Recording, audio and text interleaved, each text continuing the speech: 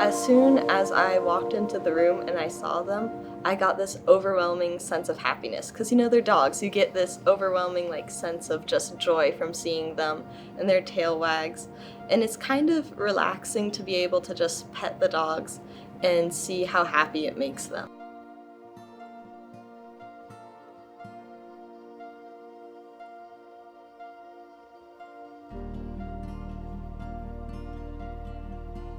We had a tragedy on campus this year, and one of the teachers asked me to bring the dogs into the classroom where these kids had been together since 7th grade.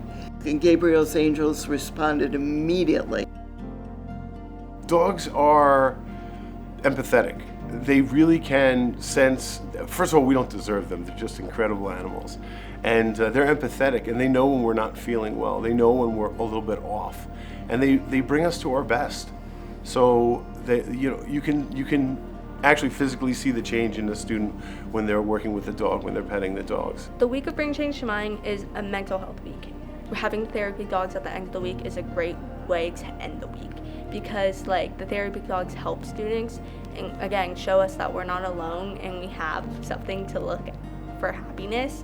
And I think it's just a great experience and something to happen to end off the perfect week. It's interesting because students are different with dogs than they are with people, right? So even some of our a little bit more challenging students, kids with a couple of issues, they're just like every other kid when they're with dogs. You could see the tension leave their body. You could see the smile on their face.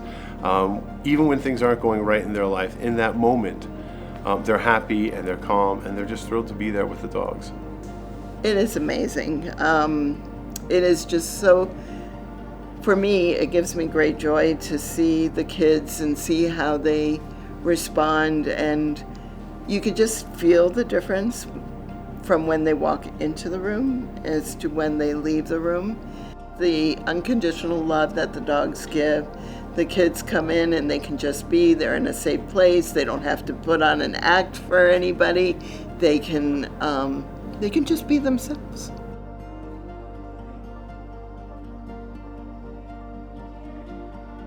Well, when I first started this program, I wanted just another intervention or something to help kids with reading. So I realized it wasn't really a barrier with reading instruction, but it was more how do we boost the confidence and reminders to kids you are a good reader, you can do it, and here is an outlet for you to kind of see the dog is enjoying you reading, you're getting all of this positive praise and reminders that you're doing a good job.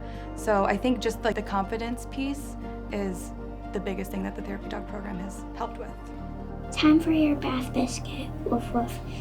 Biscuit wants to play. We spend 20 minutes with each child.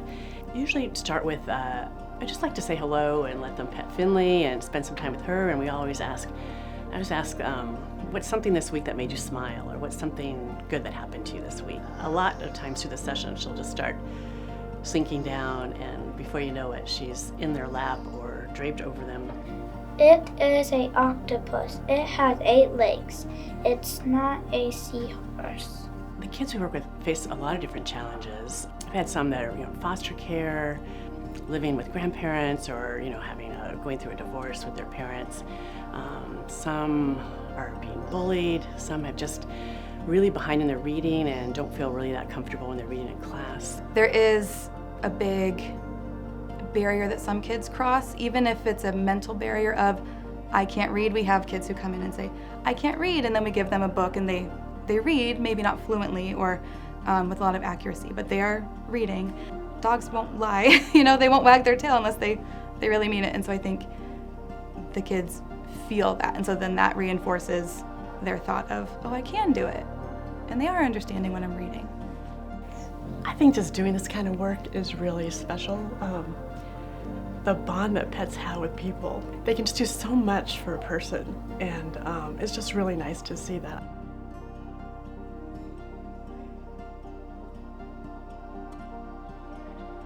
It's been a blessing having the Gabriel's Angels. I was an assistant principal at a different school and I saw the benefit, so I knew I wanted to bring that program here at Garfield. We've been able to secure that spot here with our wonderful partnership. We're able to see students feeling more comfortable, not just with their peers, but also with themselves. Sometimes in education, we're seeing right hand when we're lack of resources, lack of funding, and sometimes we need to think outside of the box. We need to be creative, and just being able to build that community with Gabriel's Angels, with local partnerships, and bringing that in here is a great resource that, you know, sometimes we don't think about it, is bringing animals to the equation and bringing that the connection. It makes me feel excited and happy and all that stuff. Like every time when I feel sad, he makes me happy, so I like giving him treats and pets. I feel extremely proud that not just that I'm seeing the kids excited, that the staff is also getting excited. That way it's a group effort. We also see staff members also love to see dogs and any other animals on campus, and it makes me enjoy the smiles to see on my staff as well, because it creates this love and this share of commitment that we're here not just for the kids, but we're here for each other. I usually write poems and write some stories. Yeah? Have you written any poems about York? Yeah. The first day, then I went home and I started writing the poem, what I like about York and what I like to do. It was a poem about how York makes me feel calm and how I feel when I'm around York.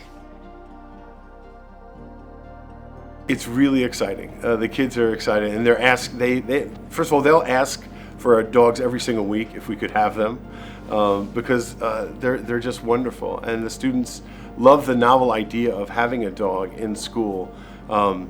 It's just a wonderful program.